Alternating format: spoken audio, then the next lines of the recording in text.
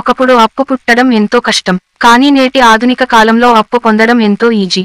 అలా ఈజీగా అప్పు చేసే మార్గంలో ఒకటి ప్రధానమైంది క్రెడిట్ కార్డు. అయితే క్రెడిట్ కార్డ్ వాడకం ఎంత ఉపయోగకరమో వాటి దుష్ఫలితాలు కూడా అంతే ఉన్నాయని ఎవరైనా చెప్పేమాట. కానీ క్రెడిట్ కార్డుతో అప్పు చేసినా వాటిని సకాలంలో చెల్లించలేని పరిస్థితి వచ్చినా ఆ ఆందోళనకు చెప్పెట్టే ఆప్షన్ ఒకటి అందుబాటులోకి వచ్చింది.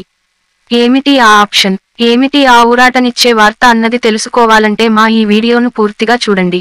మా జానో జాగో టీవీని సబ్స్క్రైబ్ చేసుకోండి, లైక్ చేసి మా వీడియో లింకులు షేర్ చేయండి, సేవ్ చేసుకోండి. ఇక వివరాలలోకి వెళ్లితే, క్రెడిట్ కార్డుల వినియోగం ఇటీవలి కాలంలో విపరీతంగా పెరిగిపోయిందని చెప్పొచ్చు.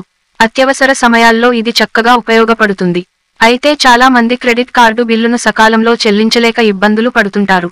వారి కోసం ఒక మంచి ఆప్షన్ ఉందని తెలుసా? అదే క్రెడిట్ కార్డ్ బ్యాలెన్స్ ట్రాన్స్ఫర్. మరి ఇప్పుడు దీని గురించి తెలుసుకుందాం.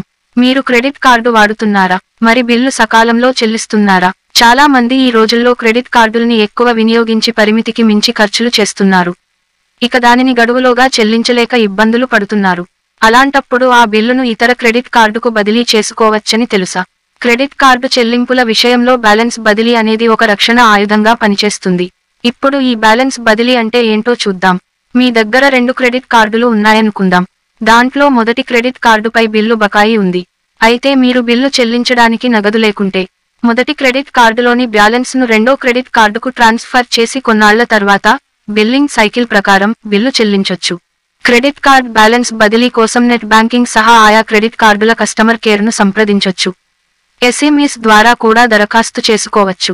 SBI, ICICI, axis, standard chartered, HSBC, Kotak Mahindra వంటి సంస్థలు బ్యాలెన్స్ బదిలీని ఆమోదిస్తున్నాయి.